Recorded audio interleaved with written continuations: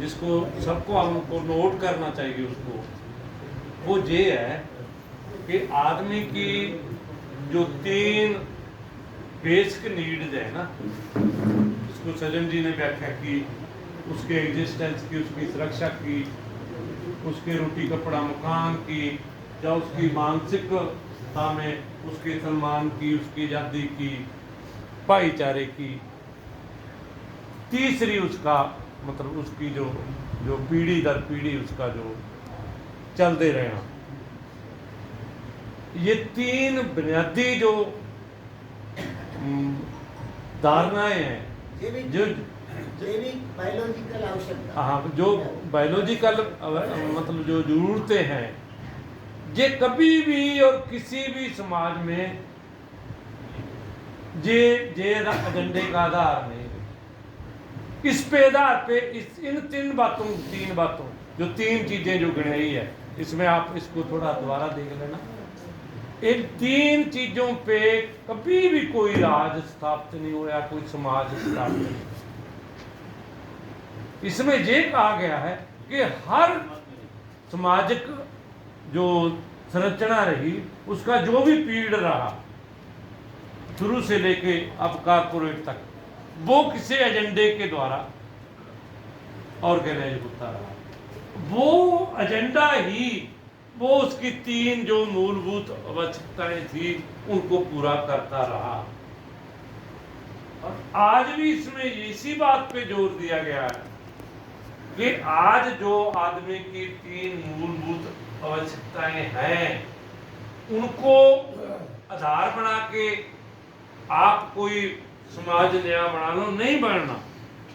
आपको एक agenda main बनाना पड़ेगा और उस एजेंडे के तहत आपकी ये 3 चीजें पूरी होगी। और इसमें यही कहा गया है कि आज अगर आप राइट और रॉन्ग दे विच, सही और गलत के दरमियान कोई डिफरेंस डालने वाला कि सही क्या है गलत क्या है, वो एजेंडा कोई प्रॉपर नहीं बनाओगे, तब नया समाज गठित नहीं होगा। और उसको श्राप साहब ने दिया है कि नए समाज के गठन के लिए आपके पास एजेंडा होना चाहिए, प्रकृति मानव केंद्रित एजेंडा, जिसका मतलब है कि सही क्या है, जो प्रो नेचर है वो सही है, जो प्रो ह्यूमन है वो सही है, जो एंटी नेचर है वो गलत है, जो एंटी ह्यूमन है वो गलत है। इसमें ये कि इसमें इतना प्रॉफिट है, ये इतना आगे निकल जाएगा, इतना पीछे ले जाएगा, ये बिल्कुल आधार नहीं बनेगा। अब जो नया समाज हम गठन करना चाहते हैं, उसका जो बेसिक पॉइंट है वो यही है कि आपने जब ठीक और गलत में फर्क करना है, तो उसका फार्मूला आपको श्राप साहब ने दिया है कि वो फार्मूला ये है कि मोटे तौर पे आप ये देखो कि जो भी कोई पॉलिसी आ रही है, जो भी कोई चीज गवर्नमेंट की तरफ से या कारपोरेट की तरफ से आ रही है, उसको देखो कि प्रो नेचर है, प्रो ह्यूमन है, या वो एंटी नेचर है, या एंटी ह्यूमन है।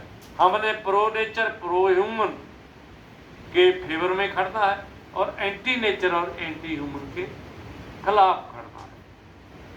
और अगर आप कोई बड़ा आंदोलन ना भी करो, लेकिन इस बात पे भी आ जाओ कि हम उन लोगों का समर्थन करेंगे जो प्रो नेचर होंगे, प्रो ह्यूमन होंगे। हम उस किसी भी पॉलिसी का, किसी भी ऐसी मूवमेंट का हम समर्थन नहीं करेंगे जो एंटी नेचर होगी और एंटी पीपल होगी। इस करके अब जो जैसे हमारे आजकल राजनीति चल रही है, अब तो गारंटियां मिल रही है ना कि 300 यूनिट बिजली फ्री करेंगे, ये दे देंगे, और दाल दे देंगे, चावल दे देंगे, ना नमक भी देंगे, ताकि आप हमें जिसका नमक खाया उसी को वोट दो। पर आने वाले समय में मेरा ख्याल ये है कि जो राजनीतिक फील्ड में जो लोग आएंगे इस एजेंडे को लेकर, वो क्या गारंटी लेकर आएंगे? उनकी गारंटी होगी कि अगर आप हमारे को रिप्रेजेंटेटिव बनाओगे तो हम आपको शुद्ध हवा देंगे, हम आपको शुद्ध पानी देंगे, हम आपको शुद्ध भोजन का प्रबंध करेंगे, हम ये बातें करेंगे। इस पे आने वाले दिनों में राजनीतिक लोग हैं, जो राजनीतिक जो एक्टिविस्ट हैं, पॉलिटिकल एक्टिविस्ट, अब इस बात पे अगर आएंगे और वो लोग तब वोट देंगे जब उनको इन चीजों के महत्व के लिए आप जागरूक कर चुके होगे। क्योंकि अब तो देखो सब चीजें आपके सामने है। एयर क्वालिटी इंडेक्स देख लो, जैसे मैंने पहले भी बात की थी कि अभी तक 3 डिजिट में बना हुआ है वो इंस्ट्रूमेंट, और दिल्ली में 999 से आके खत्म हो जाता है, आगे बताते ही नहीं कि कितना है। और चाहिए कितना? 40। एयर क्वालिटी इंडेक्स का जो फिगर है वो कहाँ तक सही है? 40 तक। WHO तो ये कह रहा है, और हमारा इंडिया वाले कह रहे हैं नहीं 50 भी चलेगा, क्योंकि हम थोड़े ज़्यादा गोरों से ज़्यादा हार्ड है। चलो वो भी चल जाए, लेकिन 50 कहाँ मिलता है ज़्यादा। अब बस 1 महीना हो गया जब ठीक ठाक हमें एयर मिल रही। 1 महीने से मैं डेली सुबह उठने वेले सबसे पहले मेरा, जब मैं मोबाइल खोलता हूँ, यही चेक करता हूँ कि एयर क्वालिटी इंडेक्स कितना है। जब बहुत ज़्यादा बुरा हो मैं शायद कोई नहीं जाता, मैं बाहर ही नहीं निकलता। इसलिए अगर आने वाले दिनों में इस एजेंडे के द्वारा मतलब इर्द गिर्द आपको सामाजिक सिस्टम ऑर्गेनाइज करना पड़ेगा। वो एजेंडा है pro nature pro human agenda, capital वाला एजेंडा अब बेड़ा बहा चुका है। वो उसने बहुत बड़ी प्रॉब्लम क्रिएट कर दी है। उस प्रॉब्लम को अगर हम हल करना चाहते हैं तो गलत और सही में भेद करने का यही तरीका हमारे पास बचा है कि एक हम मोटा फार्मूला बना के लोगों में, आम जन में, जैसे कई एक सवाल दे भी आया था ना पीछे कि यार बिल्कुल ही जो अनपढ़ लोग हैं, बिल्कुल ही जिनको कुछ पता ही नहीं, उनको भी जागृत करोगे, ये बात तो वो भी समझ सकते हैं कि प्रो नेचर क्या है, प्रो ह्यूमन क्या है। जितवान मेरे को ये लगता है कि जो आदमी परिवार चलाता है वो सब कुछ जानता है। मतलब ये मेरी अपनी व्यक्तिगत हुआ कि ये मिनिमम क्वालिफिकेशन है आदमी की कि जेड़ा फैमिली को ऑर्गेनाइज कर रहा है उसको सब कुछ आता है। उसको राजनीति भी आती है, उसको संस्कृति भी आती है, उसको इकोनॉमी भी आती है, सब आता है। और इसलिए उन लोगों को अगर आप ये मोटी चीज ही पकड़ा दो और बारीकी में जाने दो कि हम जो प्रकृति के फेवर में जाने वाली चीज है वो देखो, उसका समर्थन करेंगे, और जो मानवता के फेवर में जाने वाली चीज है वो देखो, उसका समर्थन करेंगे। हम उसकी खिलाफत करेंगे, किसकी? जो प्रकृति के खिलाफ जाएगी और जो मानवता के खिलाफ जाएगी। ये तो यार कोई भी सीख सकता है और किसी को भी सिखाया जा सकता है। अगर उसका चौकटा जे बन जाता है तो फिर वो इसकी बारीकियां भी समझने लग जाएगा, और उसको समझने समझाने में हम एक दूसरे की मदद करेंगे। और ये मत सोचो कि अगर आप बिल्कुल ही किसी ठेठ अनपढ़ गडरी या आदिवासी के पास जाते हो तो वो आपको कुछ सिखाएगा नहीं, वो भी सिखा देगा।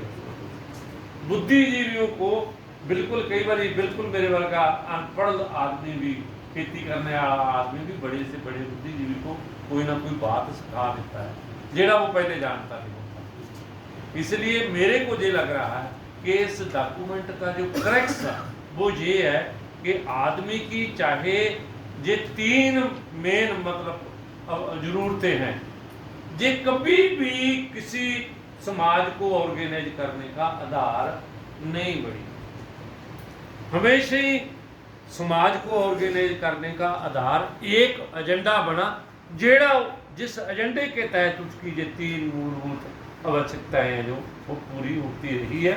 और आने वाले दिनों में भी इस आधार पे अगर हम प्रो नेचर प्रो ह्यूमन एजेंडे के आधार पे हम नए समाज का गठन करते हैं तो आपकी वो 3 मूलभूत आवश्यकताएं अवश्य पूरी होगी। यही मेरे को मतलब जितना कि मैं समझा हूँ, मेरे को इस चीज़ का रक्स लगता है। शुक्रिया। एक तो जो इंडिविजुअलिज्म है ना, इंडिविजुअलिज्म ने ये धारणा हमारे अंदर पैदा की है कि मेरा बच्चा ही मेरे को देखेगा। लेकिन आज जिस परिस्थिति में समाज चला गया, वो सज्जन कुमार का बच्चा अगर इंजीनियर है और सज्जन कुमार बीमार हो गया तो उसको डॉक्टर देखेगा, वो शायद मेरा बच्चा हो सकता है। इसलिए जे मत सोचो कि अगर मोदी के अपना कोई बच्चा नहीं या सज्जन कुमार के अपना कोई बच्चा नहीं, तो अगर हम सोशली देखते हैं ना, तो समाज में अगर हमारी बिजली खराब हो जाती है घर पे, तो जरूरी थोड़ी है कि हमारा बच्चा ही ठीक करेगा उस बिजली।